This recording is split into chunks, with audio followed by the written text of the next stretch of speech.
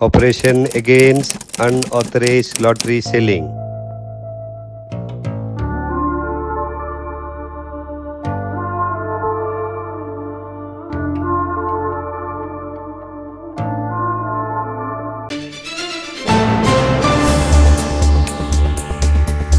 কর ফাঁকির বিরুদ্ধে বৈধ লটারি সংস্থার প্রতিনিধিরা কোমর বেঁধে নেমে পড়েছেন বিভিন্ন জেলায় জেলায় বিভিন্ন এলাকায়। রাজ্য জুড়ে টেবিলে টেবিলে চোখ রাখছেন সবাই। তারা পৌঁছে যাচ্ছেন বিভিন্ন এলাকায়। চলছে পুরোদমে সচেতনতা অভিযান। এক টেবিলে আসল ও নকল লটারি টিকিট বিক্রি হচ্ছে রাজ্যের বিভিন্ন অঞ্চলে। এইসব এলাকায় পৌঁছে এহেন অবস্থা দেখে চোখ ছানা বড়া স্টকিস্টদের প্রতিনিধি দলের সদস্যদের। কোনো ব্যবসায়ী প্রায় 20 বছর ধরে আসল টিকিট বিক্রি করেন, তার টেবিলেও বিরাজ করছে নকল টিকিট। এটা মোটেই ঠিক হচ্ছে না, বেশ ভালো মতো বোঝানো হলো তাকে। এবার থেকে তিনি শুধু আসল টিকিটই বেচবেন জানালেন। এইরকম বহু টেবিলে একই চিত্র। প্রায় রেগে গিয়েই প্রতিনিধি দলের সদস্য জানিয়ে দিলেন, নকল টিকিট বিক্রয় কোনোভাবেই বরদাস্ত করা হবে না, অবিলম্বে এই ব্যবসা বন্ধ করতে হবে, সব জানিয়ে দিলেন তিনি। ব্যাংকে টাকা রাখলে কয় টাকা দেয়, আর ওই সারদা যে চিটফান্ড হয়েছিল কয় টাকা দিচ্ছিল? হ্যাঁ, এবার বুঝাও তোমরা। এবার বলো তো তুমি ভাই, লিগাল আর আনলিগাল আছে না? তুমি গাড়ি লিগাল ইনলিগালের একটা ব্যাপার আছে না, শুধু টাকাটা দেখলে হবে না। ট্যাক্স দিব না, চলে গেল রোজবেলি চলে গেল, ব্যাংক কি উঠছে? সরকারি ব্যাংক উঠছে, বন্ডের ফার্স্ট চলে গেল। ওর তো একটা আছে। আর সব থেকে বড় ব্যাপার কি, ডিআর কোম্পানি তো আজকের না, তাহলে গাড়ি আজকের ব্যবসা না।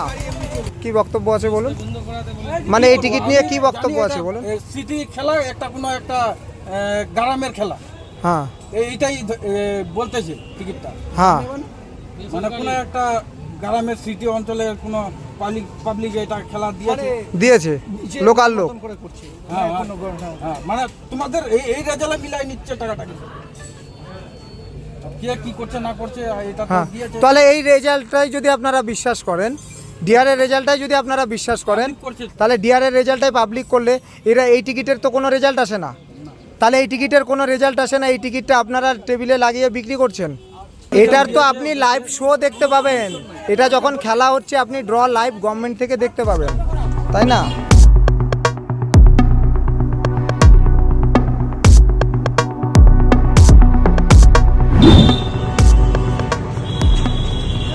আমরা এখন মধ্যমা চৌমাথা অবস্থিত অসীম লটারি দোকানে এসে আমরা দেখলাম উনি এই ফেক টিকিটের বিজনেস করছেন।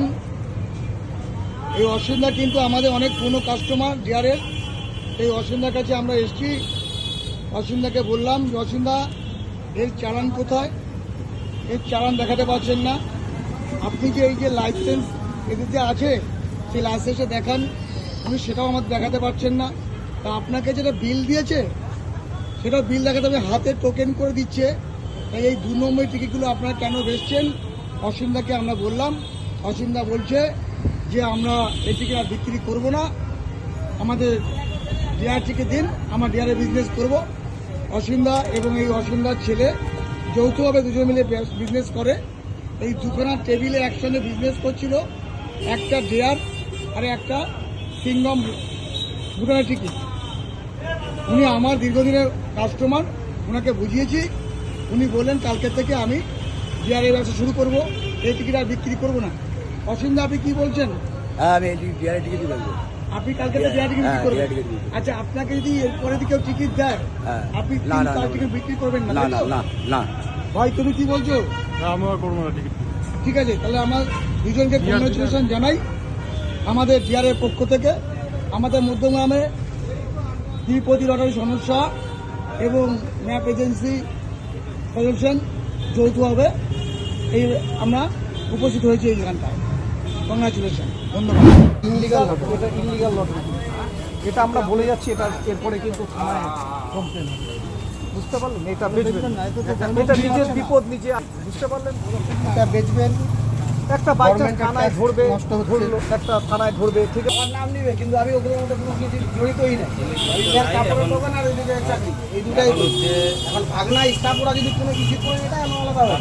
তুমি তোমার মানে ব্যবসাটা তোমার নামে চলে, এখন দেখে শোনা অন্য কেউ তাই তো এটা হলো তোমার বক্তব্য যে দেখাশুনো অন্য কেউ করতে পারে না। সেটার মধ্যে তোমাকে তোমার নামটা এখানে চলে। আবার থেকে পুরনো তুমি লটারি ব্যবসার জগতের লোক আছে, তো এটা তুমি দেখবা যাতে নম্বর জিনিস বিক্রি না হয়, জালি টিকিট এখানে বিক্রি না হয়, এটা একটু দেখতে হবে।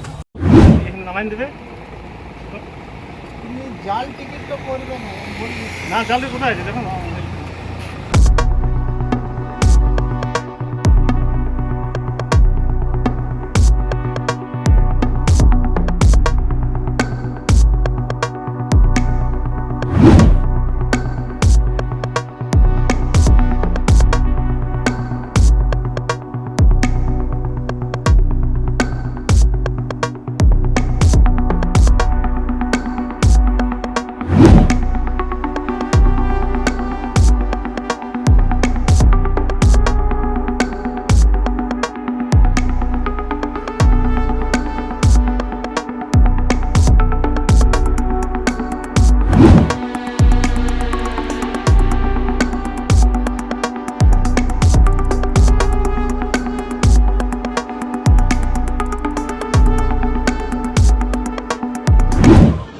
জাল টিকিট বেঁচে যাবে না বাবা, জাল টিকিট কোথায় যাবে? দেশে তো দেশে হয়তো আসলে করে বলছি জাল টিকিট বিক্রি করা যাবে না। জাল টিকিট তো ফেরত করবে, জাল টিকিট পাওয়া যাবে না। এবার জাল টিকিট সরকারকে কোনো ট্যাক্স দেয় না।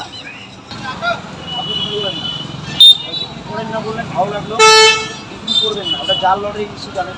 টিআরের সঙ্গে ফেক লটারি বিক্রি করছো, জাল লটারি দাও। টিআরের সঙ্গে জাল লটারি বিক্রি করছো তোমরা। অজয় তো পাওয়া যাবে না। কার মাথা টিআর লাগিয়েছো, টিআরের রেজাল্ট লাগিয়েছো, আর ফেক লটারি বিক্রি করছো। হ্যাঁ, কী ধরনের কাজ করছো? তাও আবার ওপেন টেবিলে লাগিয়ে বিক্রি করছো। ডিআরের সাথে দাদা এটা রেজাল্ট নিবা টিআরের, বুঝছি না, এটা তুমি তো দীর্ঘদিনের লটারি ব্যবসাটা। হ্যাঁ, রেজাল্ট নিবা টিআরের, প্রচার করবা টিআরের, সব কিছু আর ফেক লটারি। ঠিক আছে, এটা আমরা নিজে বেছিলাম অন্য জায়গা কেন বিক্রি করবা তোমরা? আমি দাদা বেছে না, কেন বিক্রি করবা? দাদা বেছে না, অজয় নয় মাল আছে তো, আমি অন্য করে মানলে, আপনি অজয় মানলে না। এটা তো অজয়ের দোকান অ্যাকচুয়ালি। হ্যাঁ, এটা অজয় ভাই অজয় দোকান। অজয় এখানে বসতো, ঠিক আছে, তাও বসে। কত চিনি আমি, অসুবিধা নেই, তুমি আমার চিনো নিশ্চয়ই। হ্যাঁ হ্যাঁ, বলবো আমার কথা। অথচ তোমরা একদম দীর্ঘদিনের লটারি ব্যবসাদার হয়ে আজকে ফেক লটারির সঙ্গে গিয়ার লাগিয়ে বিক্রি করছো। এটা আমি লুটি বলি, দাদা বেছে না। আমি যে বললে হবে না তুমি দাদা। কেন বিক্রি করবা? তুমি কেন বিক্রি করবা? তোমার জন্য তো ও ফাঁসবে, দোকানটা তো করবে। আর তুমি কেন বেচ বাবা? কেন বিক্রি করবা? এটা বেচা যাবে না তো, জানো শোনো তো বেচে ওগুলো। আমায় দেখছো, তোমরা আমায় দেখছো। ব্যুরো রিপোর্ট, লটারি সংবাদ।